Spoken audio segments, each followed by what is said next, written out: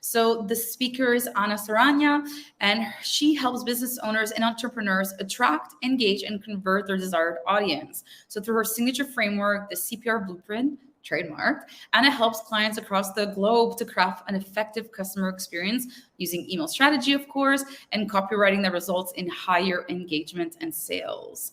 So we're gonna wait for Selzy to bring in Anna.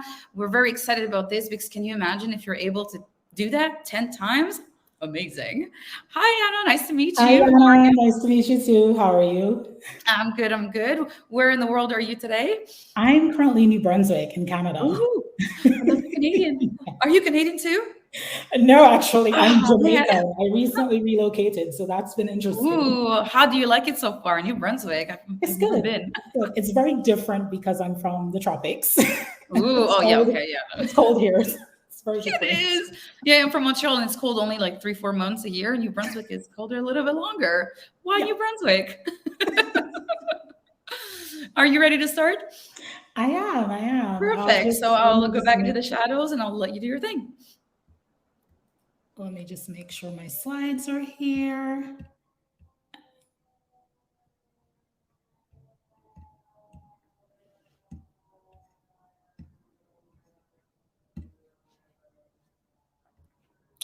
All right, just a second.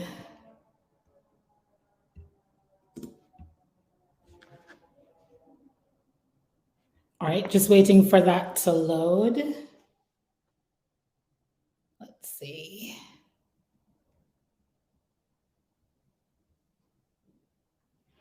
I feel like there should be like cue music for this. It does say processing on my end. Okay, here we go. Let me know when you guys are seeing my slides. Okay, perfect. Hope everyone's doing good on this here Thursday. I'm excited to talk with you about emails and the customer lifecycle, how to 10x your sales with emails throughout the customer lifecycle. But I'm going to start with a bit of an introduction so that you guys know who you're speaking with and why you should be taking any advice from me at all as far as email marketing. Got my first taste of email marketing in 2015, and that was on the Fiverr platform, believe it or not. I was a general freelance copywriter, then got pulled into emails, did the freelancing bit for, I think it was about 2 years. And then I shifted to corporate role, went to a company where I was working as a senior operations manager and also part of employee engagement. So that was a little bit of a shift. And then in 2018, I gave it all up, found my way back to freelancing in 2018, #Nomad Life. And copywriting was how I financed my travels. Did a stint in Southeast Asia, Japan, South Africa, lots of traveling, and really copywriting was how I paid for that. I actually started working remotely with an agency in 2018, and that's where I got the bulk of my email experience. During this role, I was writing emails for just about every kind of customer, lots of e-commerce, but there was also B2B coaches, consultants, large brands, small brands, writing emails for Honda, HP, just lots of different clients. And so that's when I really had the opportunity to hone my chops in email marketing. Then I transitioned to a SaaS role, which gave me a view of another angle. In the agency role, it was mostly writing and planning the email sequences, while in the agency role, I had more of an opportunity to go on the back end, look at the data, the setup.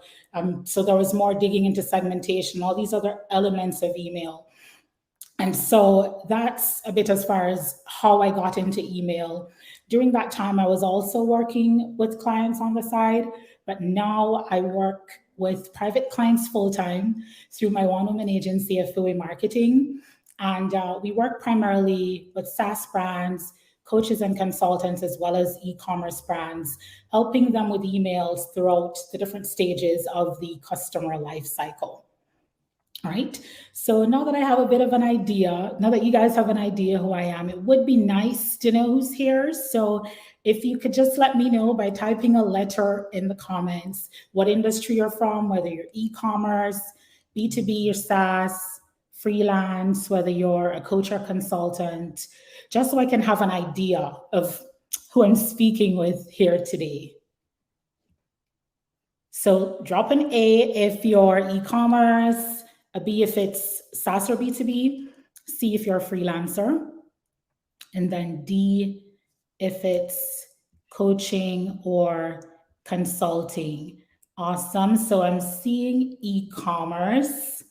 That's good because one of my, more e-commerce, freelancing. Okay, B. All right. So there's something for everyone in the presentation because I do have industry examples from e-commerce, B2B SaaS, as well as for coaching. So e-media. Awesome. I left somebody up there. You can draw. All right. So now that we're a little better acquainted, I'm going to dive right into the presentation. So by the end of the session, you will have an understanding of why lifecycle marketing is a better approach than the traditional sales funnel. Not knocking the funnel, but I'm a lifecycle marketing advocate. And you will also get ideas for different emails you can include as a part of your own strategy. And as a bonus, you'll know where to find swipes and inspiration for your emails, right? So that's what I'm delivering today. Now, at this time of year, Black Friday, Cyber Mondays are on the corner, the holidays, Christmas. There's a lot of talk about generating sales, but I feel like we don't spend enough time talking about what happens after the holidays, right? How do we keep people engaged and invested after they've made that first purchase? But also beyond that, how do we engage prospects who are not yet ready to buy? Because not everybody who stumbles across our messaging at a particular moment in time is ready to make a purchase, right? So I do want us to kind of think about how do we navigate those two groups and those two scenarios. I propose lifecycle marketing primarily because unlike the traditional sales funnel approach, that's really just kind of focused on getting to the sale and like, that's it, that's the end goal. With a life cycle marketing approach, it's a little more holistic. It focuses on so much more. Like after that initial sale, how do we turn this customer into a repeat customer, a brand advocate, somebody who promotes the brand beyond just that first purchase? How do we get them there? And for those persons who are not yet ready to purchase, what do we do with them, right? How do we engage them? How do we stay top of mind for them so that by the time they're ready to make a purchase, we're there and we're present and we're their first option?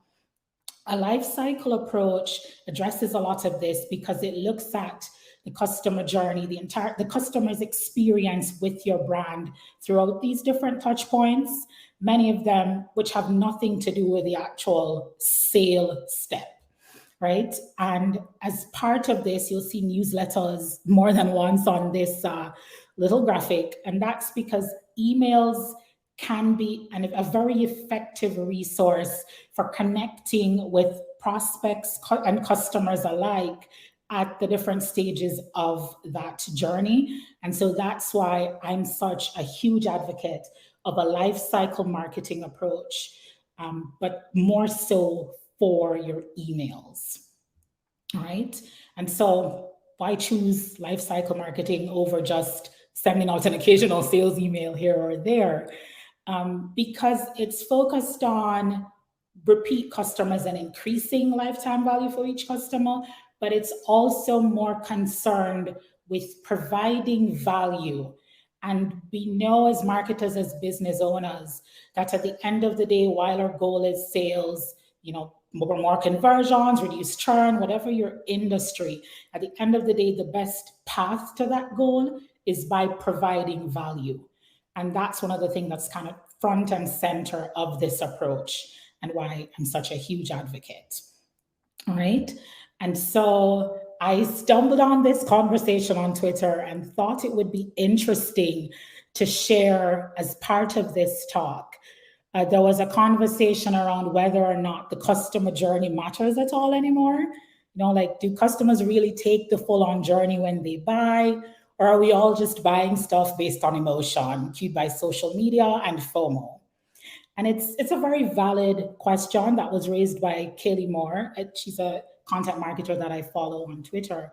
But some of the responses I thought were very interesting as far as the way other marketers and consumers look at the idea of the buying journey, right? For some of us, the journey is very short. Like for Annette, you think of a product, you ask a friend, and then that's it. There's no research, there's no lengthy process. That's the shorter version of the journey. And then for B2B SaaS, depending on what you're selling, enterprise level software that requires the approval of 2-3 individuals and requires an implementation team, that journey will look different. It may mean the downloading of a case study, followed by maybe attending a demo, additional conversations, multiple comparisons. And so the key takeaway from this conversation for me was that while the customer journey will vary from person to person and from industry to industry, at the end of the day, I do believe it's still a valuable framework for crafting your content, for mapping strategy, even if every single user doesn't take that same path. And so that's something to be mindful of, even as I'm sharing examples and just throughout the course of today, just being very mindful of your own industry and what could possibly apply and what may not, or what you could take from another industry and put your own tweak on it and implement it based on your use case. All right, so now we dive a little further into the life cycle approach. And so just to reiterate, it's about multiple touch points. And for me, that's through sending emails at different stages of the cycle, the long game, staying top of mind and not just waiting until Black Friday, Cyber Monday to send that blast, or until Christmas or Mother's Day or any other special occasion. It's also about providing value through education, information, inspiration, depending on the nature of your product, and entertainment as well. Right? So these are just some things to be mindful of as you think about and consider using a life cycle approach with your own email marketing. Some questions that would be beneficial to ask. And just a quick caveat, we know that with emails, the goal is to sell, right? There's no secret. The goal is to sell. Whether it's getting someone to sign up for a free trial, to join your newsletter, the ultimate goal at the end of all that is to sell. But it's critical to make sure that these things are part of that strategy beyond just selling. So ask yourself things like, how can I add value for this prospect, this customer, this subscriber? Have I made it clear how my product or service helps them achieve a particular goal or solve a problem that they're having? In the case of B2B, we talk about jobs to be done. What job is the prospect trying to achieve with my product or service? And how can I make it crystal clear that my solution is the best solution to get them there? Right? And so some very important questions to ask as you think about crafting your own strategy. And now we dive into the fun stuff, examples. What can an email strategy look like with a life cycle marketing approach? Now, I have examples from actual clients I've worked with, but names have been redacted and the specific names of programs have been changed. So some of the information may seem a little generic, but these are projects with actual clients, and I'm just protecting privacy for NDA reasons. All right, so now we've cleared the legal stuff. Let me dive into the first example I have here. And the first one is from the SaaS space. Now, this client has a software that pairs designers with brands that need design services. And when they approached me, the biggest hurdle they were having was that new customers were not creating their first task after signing up. So the model is there's a 7-day trial, they sign up, they get to create a test task just to experience the product and get a feel for what it's like to work with the brand's designers. The secondary challenge was that even for some customers who created a task, many still were not progressing to a paid plan after the trial. When I assessed what they were doing, the first thing that popped out to me was the fact that they were sending a single email. So at the start of that trial, subscribers or customers, because by now they've opted in, and so they were sent one single email which welcomed them to the platform, did not provide any insight into how to create tasks, did not highlight or reiterate the value of the service. It was just, hey, thanks for joining us, and kind of leaving them on their own. And so what I proposed was a strategy that involved 5 emails. And in this case, it was a little tricky because we're dealing with a short trial window. It's 7 days. You certainly don't want to overwhelm your customers, but in the same breath, you also want to ensure that you're answering questions, overcoming objections, and providing value so that they actually use your service during the trial period, right? And so we settled on 5 emails. Some persons would have gotten 3 or 4, depending on when they took which action. And so the sequence became a little more complex as we had to do all these conditions.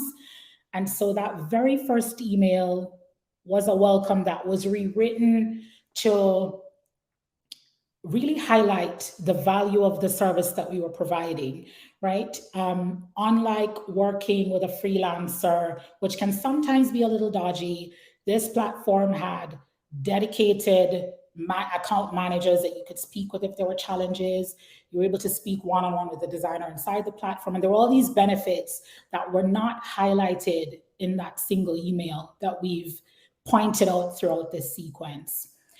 For the second email in the sequence, we sought to overcome another hurdle. Persons were taking forever to create the task, the first task, or many did not create a task at all.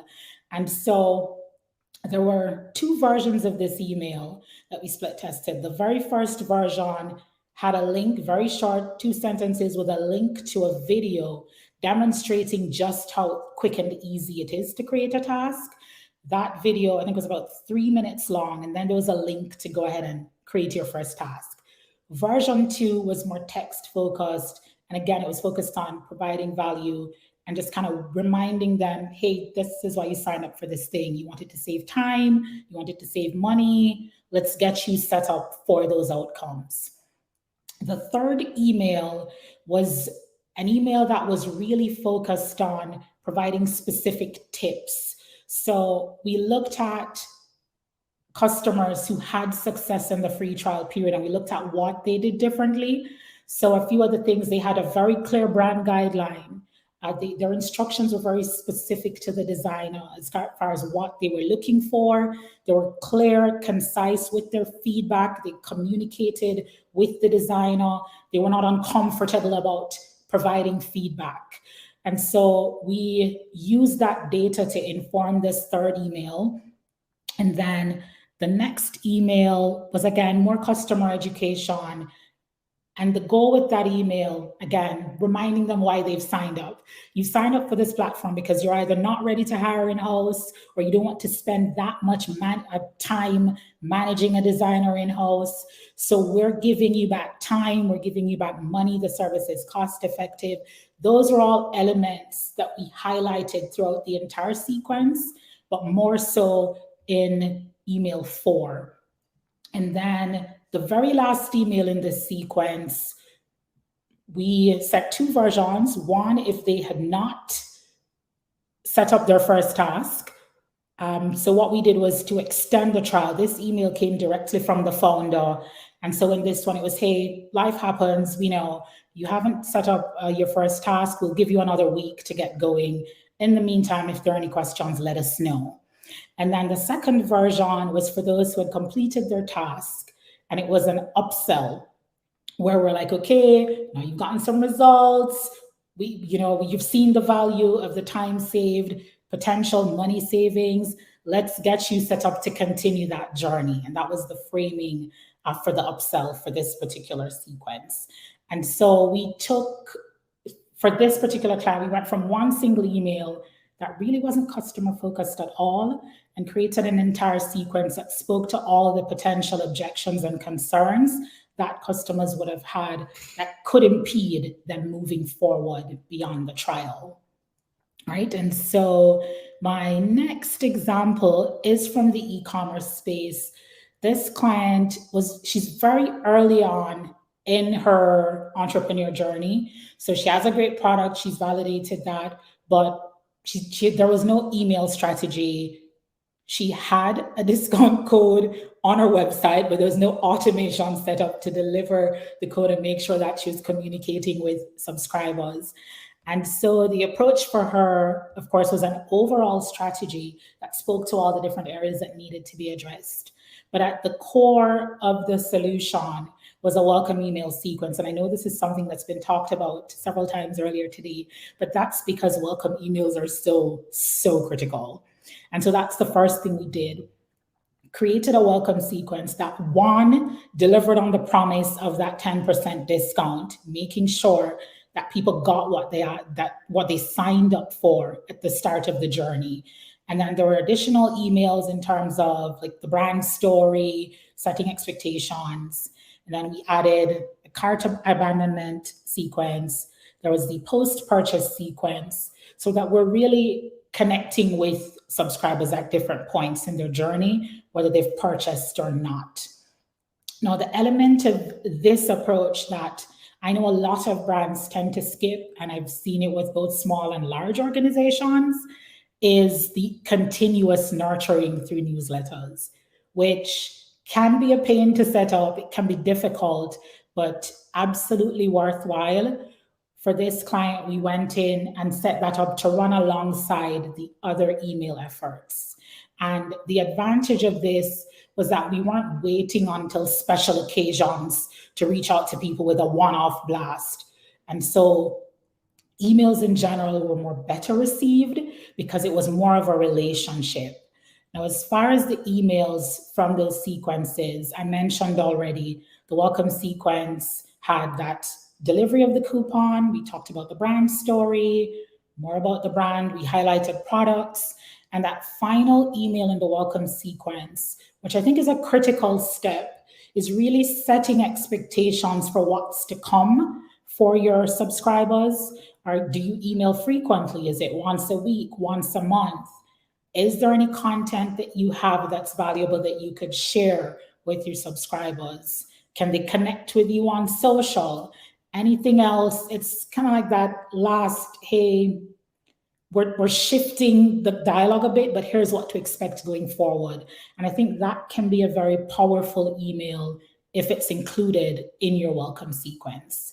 For this client's newsletter, she makes handbags and other accessories that are all handmade, African inspired. And so some of the newsletter email ideas we came up with were directly connected to that, but none of them were explicitly salesy.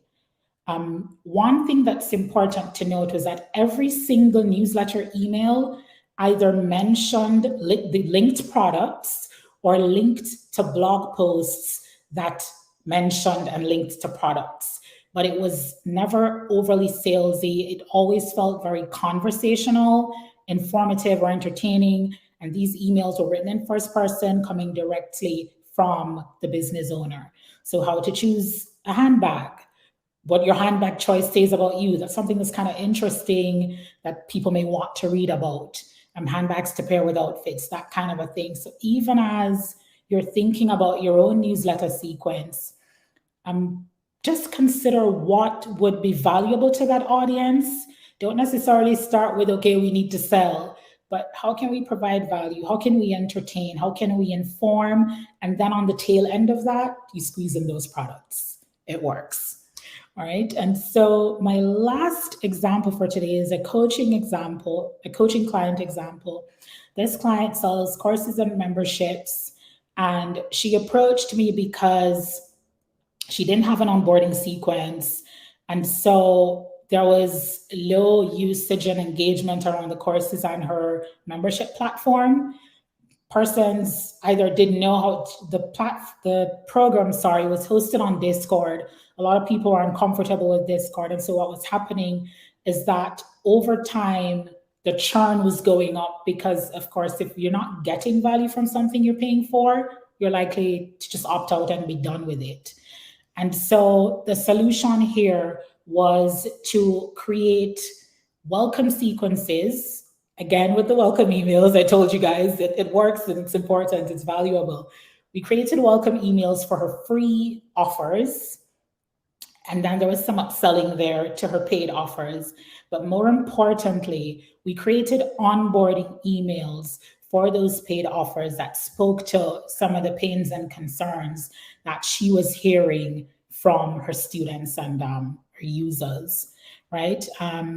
Nothing particularly revolutionary here in this welcome sequence. You know, it's the confirmation email, the product delivery, introduction to the brand, encouragement to use the material. And what that particular email looked like, kind of similar to the SAS case earlier, it was digging into why they signed up in the first place and reminding them of that thing. So was it financial freedom,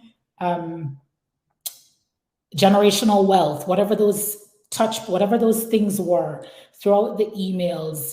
I really made a point of reiterating those and then saying to them, hey, this is why you signed up and this is why you really should continue. And then for the upsell, here's how to build on that freebie to take your journey to the next level.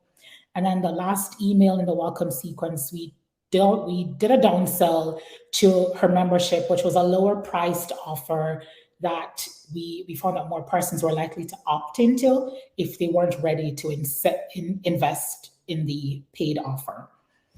And then for the onboarding sequence, again, similar, we knew what the pain points were because there was some research and we had some data. And so the email sought, one, to ensure that users knew how to use Discord effectively. So there were video resources, text, and we spoke to all the different learning styles. So there's documentation, there were links to videos, demos, etc., so that we figured if people understood how to use the platform, they'd be more likely to log in and reap the value. And so the rest of the emails, again, were focused on that. Another one that I think in the coaching and course creation space that gets missed a lot is reminding your users. We all lead very busy lives, and sometimes we sign up for things and we forget, like it's just the reality. Your business is not top of mind for your subscribers or your customers, sad to say. More often than not, the only time they'll remember you is if they remember specific instance. Okay, there's this thing I need to get done, and this is how I can get it done. And so that's the value of the emails. Again, going back in to say, hey, you haven't logged into the platform in 3 weeks, 2 weeks, what's happening? Did you forget why you signed up? Is there something we can help you with? Are you struggling with this module? Those kinds of check-in emails I find can help with engagement and also help reduce churn if it's like a membership model where people may opt out after disengaging for a while, right? And so that's the other example, the final example I have here. And these are just examples of emails that you can make part of your own strategy, again, depending on your industry, the nature of your business. It's a good starting point. And so I know there may be some questions from the skeptics. Does any of this actually work to increase sales? Because that's the goal at the end of the day. It's all well and good, but does it work?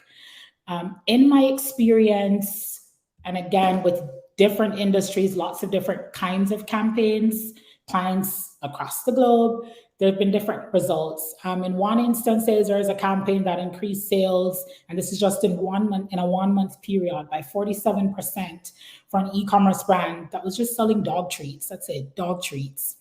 And with the implementation of a welcome email sequence, that's the uplift that they were able to get. I've seen email help sell property. This one was a little more complex, and I wouldn't attempt to convince you that it was just the emails, right? Because sometimes it's more nuanced than that. But there was a campaign that emails were a critical part of, and the goal of those emails was to get people to those viewings. And based on the number of viewings that we were able to book through emails, we were able to help the developer close on 60% of those units. And so email does work. It's not a pie in the sky thing that people just talk about for the sake of talking about. There is data that shows up for a lot of brands. And we've seen examples earlier today too, that email does work when you implement an effective strategy that's informed by your customers' needs and their desires, right? And so the last thing I want to share with you, if you've been looking and you're like, okay, Anna, this all sounds good, but I'm not ready to hire an agency, I'm not ready to outsource this, but I have no clue where to start. Swipes are your secret weapon. They're a great place to start. Marketers use them, agencies, everybody uses them. And so I'm just letting you know. Swipes are a great resource if you're not sure where to start as far as the specifics of the individual emails, right? What should the copy look like? What are my options? What can I experiment with? Swipe emails, and for those who are not familiar with the terms, swipes are essentially examples from other brands that you just pull in. That's it. Just swiping, taking examples from other brands. And as far as where you can find good swipe emails, these are a few of my favorite resources that I go to repeatedly. Reallygoodemails.com, emails.swipefolder.com, and swiped.co. The first one is my absolute favorite, but those are all good options. And your own inbox is often an overlooked resource for email inspiration, right? Look at what you're getting from brands in your industry, in your space, competitors, whoever it may be, and pull on that for inspiration. And don't be afraid to look outside your industry, because sometimes that's where that inspiration comes from. You may not be able to implement that idea exactly the way they've implemented it, but maybe there's an element of it that could be really fresh, unique, and valuable for your industry. All right.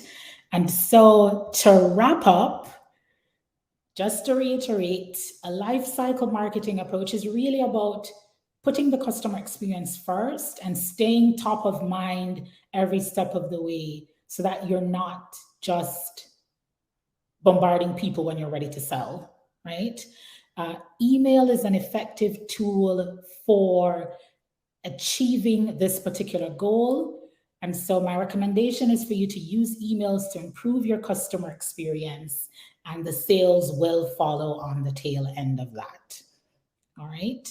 And if you have questions or questions beyond this presentation, because I do know that Yana will be taking questions. But if you want to connect, there's my website. I'm most active on Twitter, so that's the best place to find me. I'm also on LinkedIn, but on Twitter, I'm at Anna Serena. My website's also listed here, and email. And if you're interested in the presentation slides, you can grab that as well. All right, so over to you, Yana.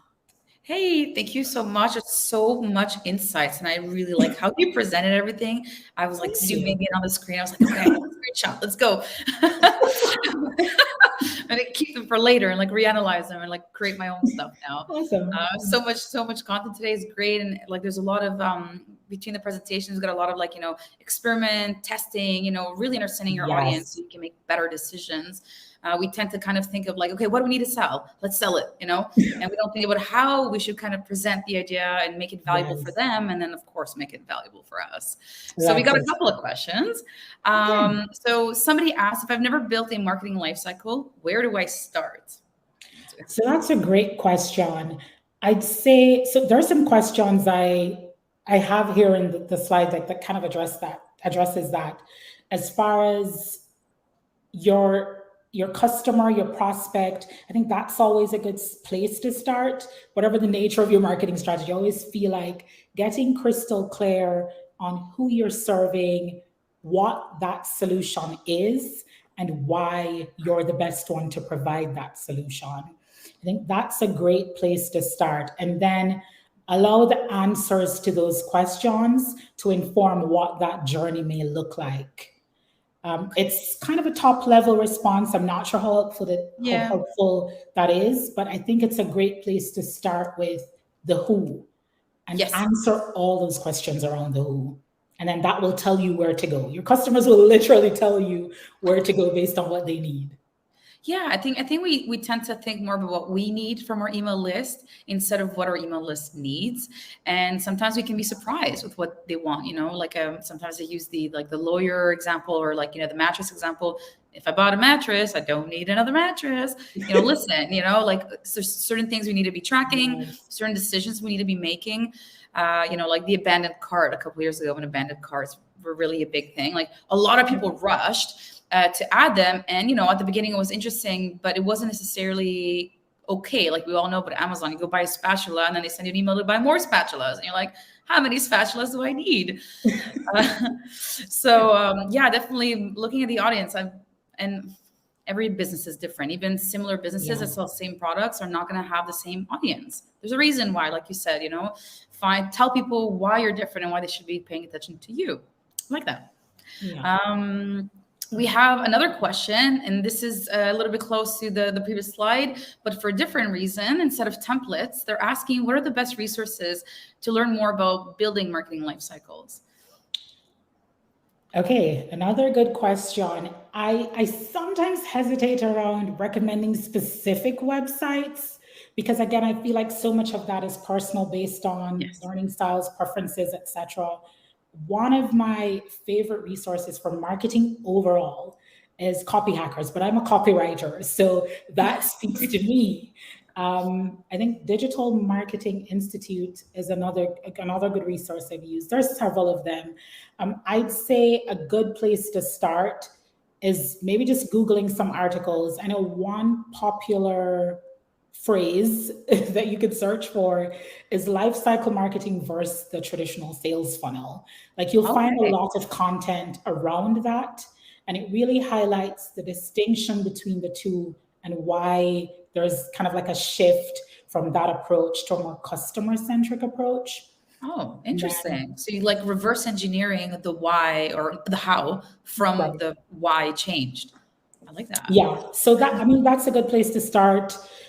Beyond that, I can't really think of any specific resources. Most of what I would recommend are going to be focused on copywriting and just email strategy overall. And I'm not sure. And that would be Copy Hackers. I do have a bias toward them because I consume so much of their content and I write for the blog. Shameless plug. Well, it's a good place to start, right? Coming from the pro herself. Yeah, that's a good place to start. I tend to just look at my inbox, like I go and I subscribe to other people's stuff. And it's sometimes confusing because, like my competitors don't have the same audience. They don't do the same things. And that creates issues because then I have all these misconceptions like, well, they're doing it. Maybe it will work for me. And sometimes I don't do it as a test. I do it more as in like, well, they're doing it. They have the budget to do all this research. I might not have the same budget or the same list size. And that becomes a little bit confusing, or I guess mistakes are made. Testing is good, but maybe being more organized would be better. Like you who actually knows. As you mentioned that, I thought of another resource. As you mentioned, Inbox. So Litmus has really awesome emails and blog posts. That's Litmus. Their website, their service is really around testing your emails. I'm sure you know about this, Yana, but like testing emails for the different platforms where your emails render, like on, say, Outlook versus on Gmail on mobile versus desktop Yahoo, etc.